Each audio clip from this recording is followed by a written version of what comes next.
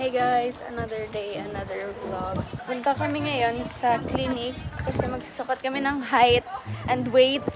Kasi ayaw maniwala ni Pearl na 4'9" siya. Pinipilit niya na 4'10" siya. Kasi ako 4'11". Hindi pwede na 4'10" siya. Kasi mas matangkad ako sa kanya ng, I think, mga 2. 4'9" oh. 4'9" ng ID. Ayaw niya Kaya, to know the truth, pupunta kami ngayon sa clinic. Let's go.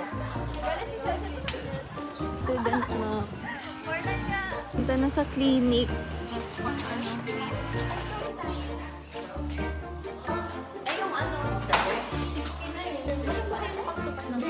Hello guys, we are here sa likod ng back office. Papunta kami ng EDOC para bumili ng foods. Ayan. Nalaman yung height ni Pearl. Yeah.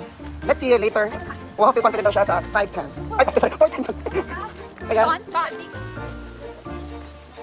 Let's protect our Mother Earth. Dito na kami ngayon sa second floor. Bibili kami ng pagkain. 8 lang. Sa 8 na pera. Ano? Saan na? Ano ba daw 8 pesos mo? 8 pesos.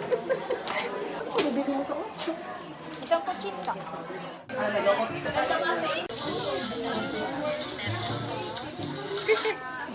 Wala. Grabe, ang dami ko na mga screen time.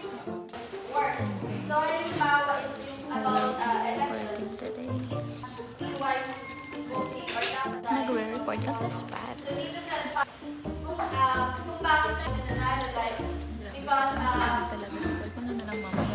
Hello guys, we're currently here at the RSU Gymnasium kasi nag-elect na kami ng graduating class officers for the year 2026. Let's go. Ito si Mr. Jonas. So this is the Municipal Athlete Federation President of the Municipality of Santa Cruz. Chairperson of Barangay Poblacion Santo Lot. Wala nga ni.